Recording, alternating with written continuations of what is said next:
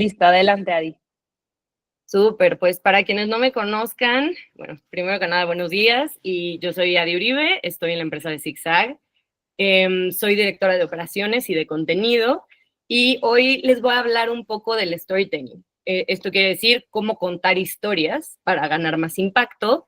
Y esto no necesariamente sirve solo en marketing o en escritura, ¿no? Aquí les voy a enseñar cómo este poder del storytelling les puede servir en cualquier área de su vida. Entonces, pues bueno, vamos a empezar con un experimento. Paul Walker, hace muchos años, es un periodista, tenía como esta duda, ¿no? De qué nos atrae como personas a un objeto.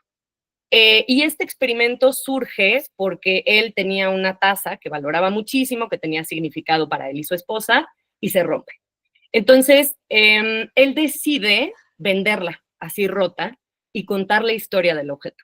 Entonces, su hipótesis aquí es que el valor de un producto recae en su historia. ¿Y qué fue lo que hizo?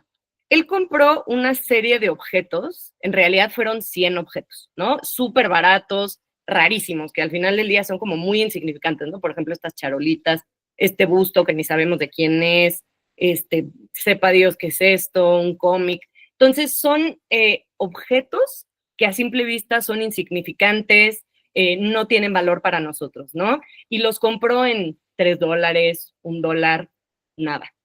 Y lo que hizo fue pedirle a 100 autores diferentes, reconocidos y no reconocidos, que le escribieran una historia a cada objeto. Obviamente inventada, ¿no? Que ellos inventaran la historia de este busto, de este patito, de esta pelota. Entonces, la idea era tener una historia para cada uno de ellos y volverlos a vender en eBay. Entonces, ¿qué fue lo que pasó? Paul Walker gastó $128 en comprar estos 100 objetos y ya con historias vendió todo por $3,612. Entonces, es una diferencia abismal y aquí obviamente la moraleja es que estás vendiendo mucho más al momento de tener una historia para tu objeto, producto, servicio, lo que tú necesites. Si quieren checar más, creo que hay un libro que se llama Significant Objects para que exploren un poquito más sobre el tema. Y lo que comentaba Paul Walker es que si solo hubiéramos publicado las historias sin vender nada, probablemente no muchos se hubieran interesado y probablemente no se hubieran interesado en escribirlas tampoco. Entonces, este es como el chiste de todo lo que les quiero decir, ¿no? Que entre más conectada se sienta la persona a lo que estás vendiendo, es probable que gaste más dinero. Y obviamente estamos hablando de productos, ¿no? Pero también cuando estamos hablando de personas, ¿no? Si tú te quieres vender o quieres vender tu historia o quieres vender algo como persona, definitivamente es súper importante que tengas esta conexión con la gente. Entonces, a partir de esto, les voy a enseñar cómo conectamos con el usuario en dos formas. La primera es los elementos que conforman una buena historia, que es relación con las emociones, que tengan personajes, conflicto, mensaje, una emoción, y que generen este sentido de atención o de intriga. Y la otra es la forma en la que lo comunicamos. Entonces, aquí involucramos el lenguaje corporal, la tonalidad y el ritmo y la proximia, que ahorita vamos a ver a qué significa eso. Entonces, bueno, les voy a poner este comercial, no importa que no lo vean, que no lo escuchen, perdón, nada más pongan atención un poquito.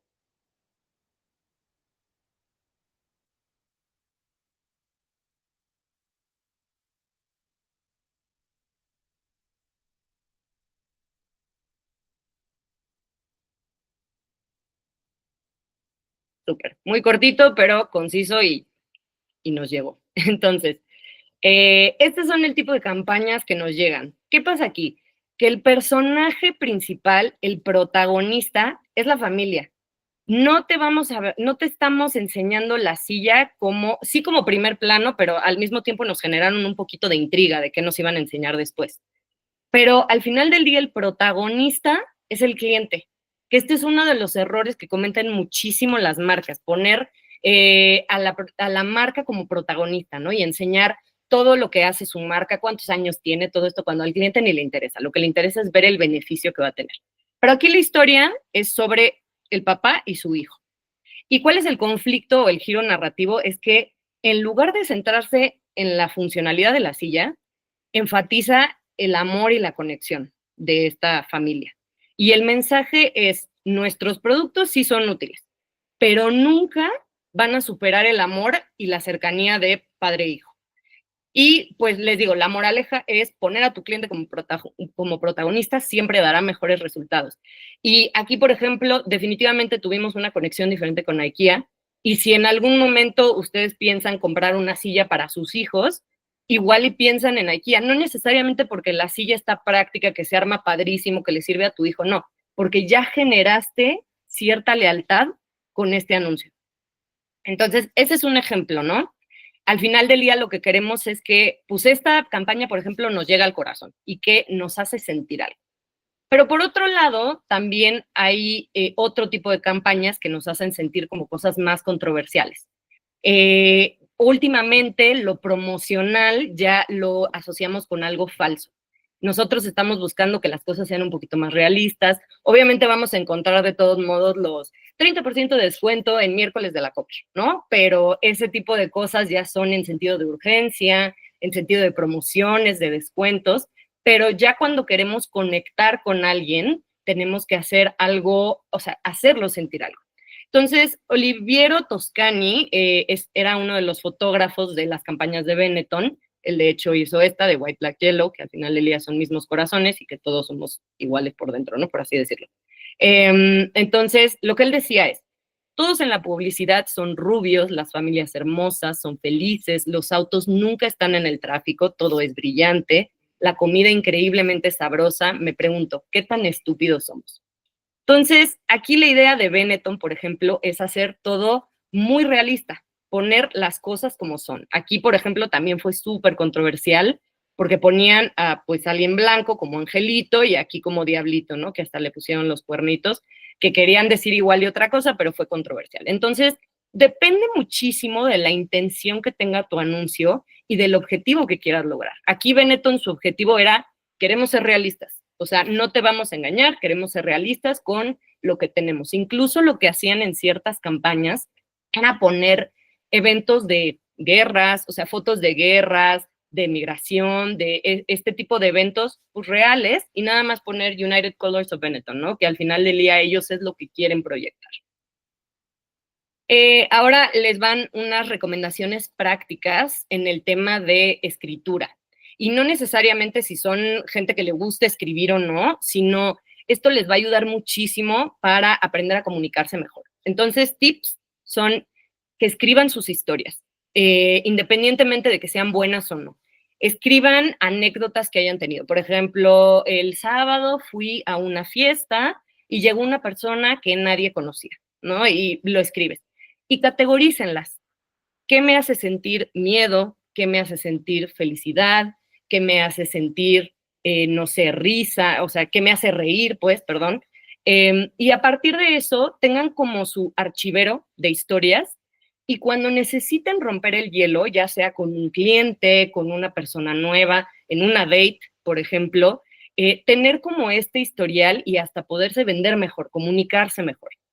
Y ahora herramientas, pues ahora sí que tangibles, pues, les recomiendo muchísimo este libro que se llama Cosas que te golpean en la ventana.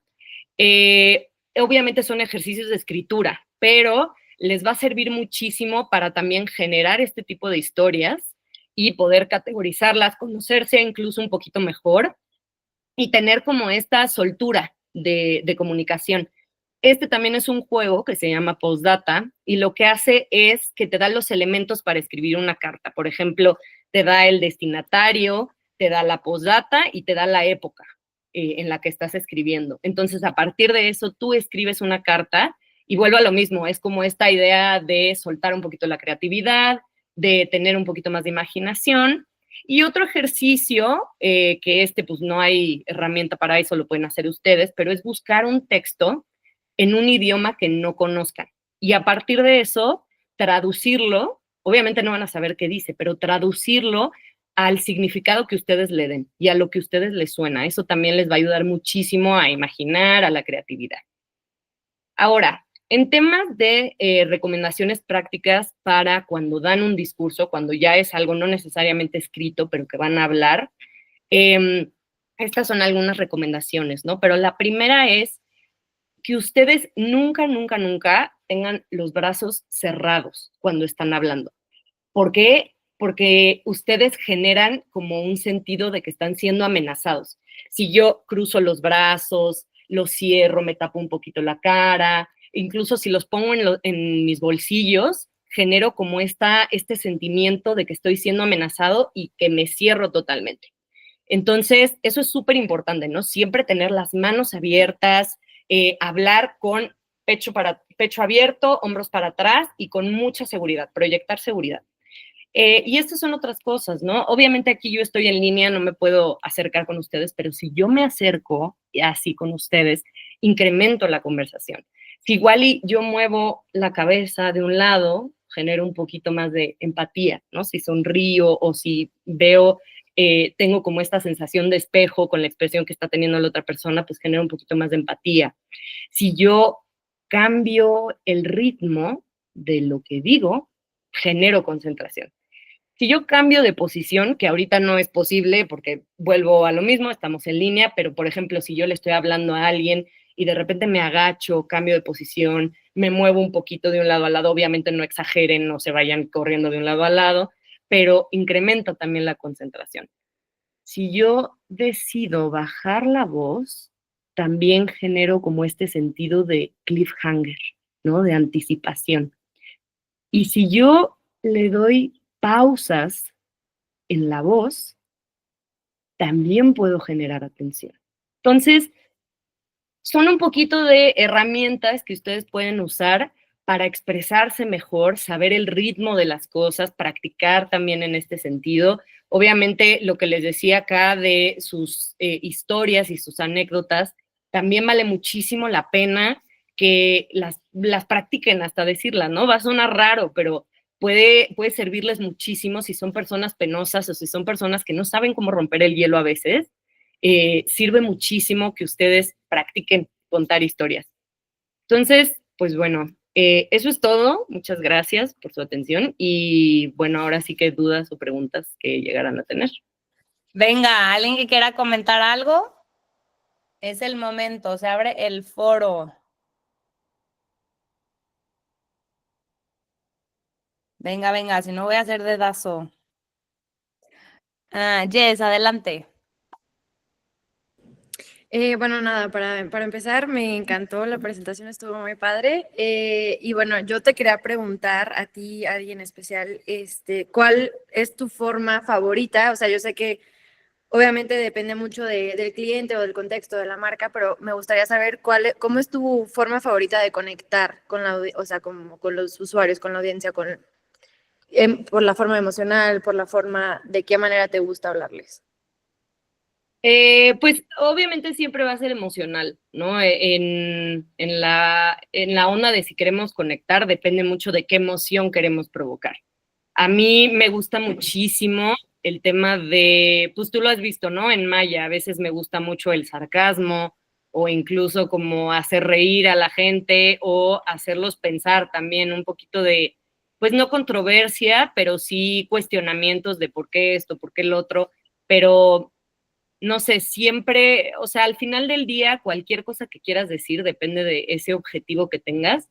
Y ahorita en Maya, por ejemplo, estamos dedicados a educar a la gente y a informarlos de lo que está pasando, obviamente, pero educar a la gente en un sentido donde se relacionen. Entonces, sí enseñarles cómo va a ser funcional en su vida, pero también reírnos un poquito de por qué no sirve un sex, ¿no? O por qué no estamos apoyando esa causa. Entonces, creo que al final del día puedes decir el mismo mensaje con diferentes emociones, nada más depende como ese tipo de objetivo que tengas. Gracias, Adi. Ok, ¿alguien más? Milagro, adelante. Hola Adi, ¿cómo andas? Me encantó la presentación, felicitaciones. Yo te quería hacer una consulta que, o sea, a mí me pasa que cuando hablo, cuando tengo que dar una presentación, muchas veces siento que o también cuando hablo en inglés, por ejemplo, que como que mis pensamientos van mucho más rápido de lo que me salen las palabras. Entonces llega un momento en el que me trabo o no sé, como que se me traba el cerebro, digamos, y me freno mucho al momento de hablar o me sale como todo así muy rápido o me trabo. Entonces, no sé si tendrás algún consejo para esos momentos. Pues sí, la verdad es que también me pasa, creo que lo mejor en esos momentos es hacer una pausa consciente, porque muchas veces estamos hablando muy rápido, estamos diciendo cosas que al final y es como, ay, es que no quería decir esto. En ese momento en el que tú seas consciente de que estás yendo muy rápido, que no estás diciendo lo que quieres decir, igual y hacer una pausa, aunque se siente incómodo, pero te vas a sentir tú más en paz si lo haces consciente, si pausas tantito, respiras y dices, o sea, acomodas un poco tus ideas y a partir de eso empiezas a hablar otra vez. O sea, igual y no otra vez, pero ¿dónde te quedaste, no? Pero sí, sí como tener esa conciencia de respiración, de pausas, de que no pasa nada si te quedas pensando tantito. Incluso hasta puede ayudar a cómo estás contando tus historias, ¿no? Si tú te pones a pensar tantito y pausas, hasta te ves más interesante, por poner un ejemplo. Pero es esta parte de que tú te sientas como más cómoda y en paz, y obviamente la ansiedad a veces gana y los nervios ganan, pero es este tema de poder tú separarte de eso, que no te importe si los demás te están viendo, tener como ese momento de pauso, ¿qué quiero decir? Y sigo. Genial, Adi, mil gracias.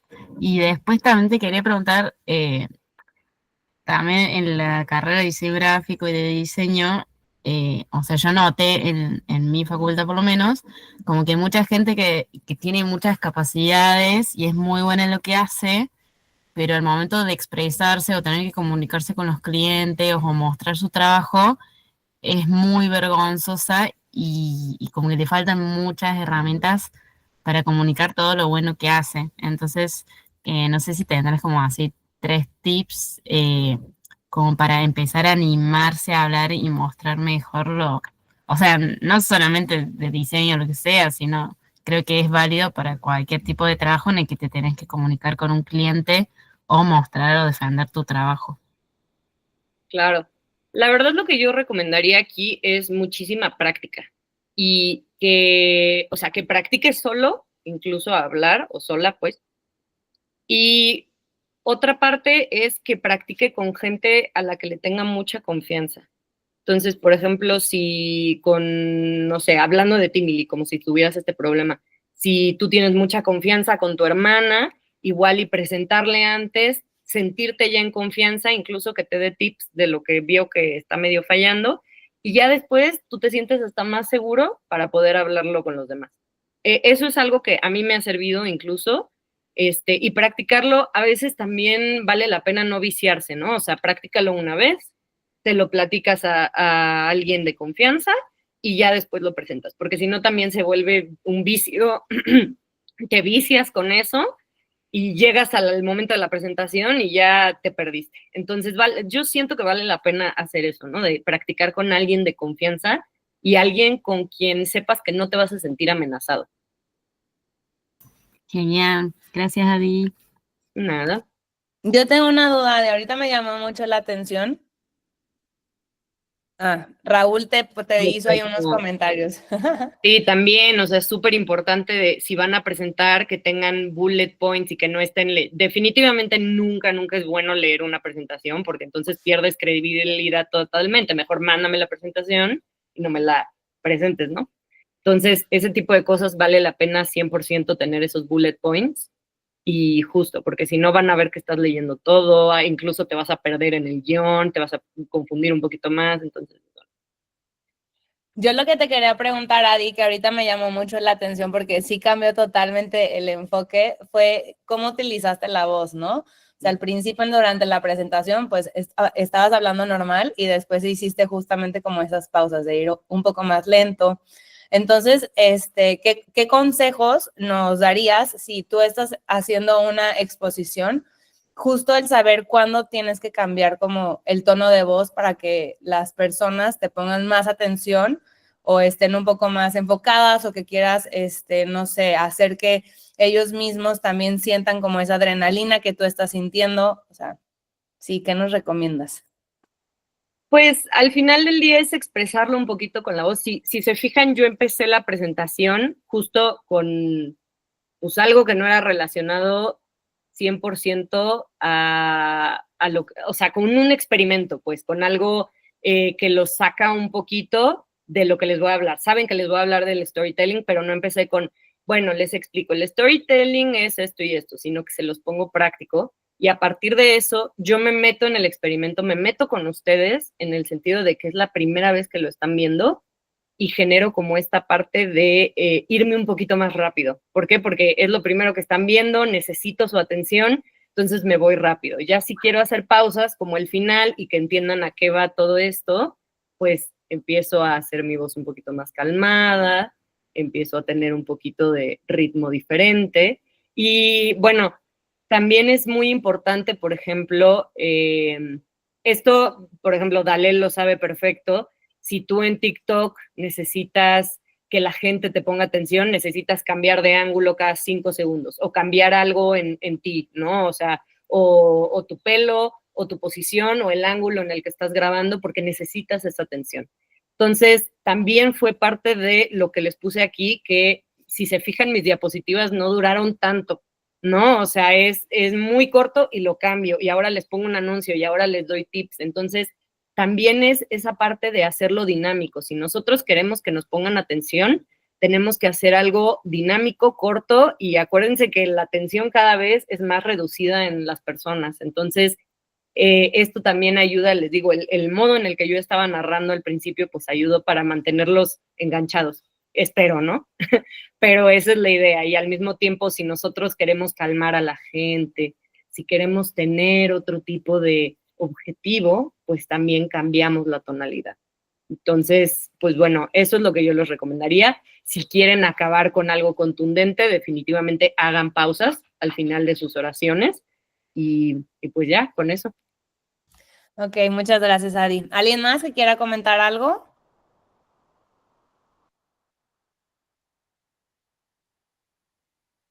Ok, va, pues. Víctor, adelante. Antes de cerrar, Pau, más que pregunta, nada más agradecerte, Adi, la verdad es que está muy interesante el tema, sobre todo porque creo que es muy aplicable a cualquier tipo de actividad que hacemos, ¿no? Entonces, el creerte tu propia historia y saber cómo narrarla, creo que es una herramienta bastante útil para pues, cualquier dinámica y creo que basta mucho la guía que nos compartes. Entonces, nada más agradecerte. Gracias, Víctor. Súper, pues bueno, muchísimas gracias, Adi, por tu tiempo, por el esfuerzo y pues nos estaremos viendo en el próximo coloquio.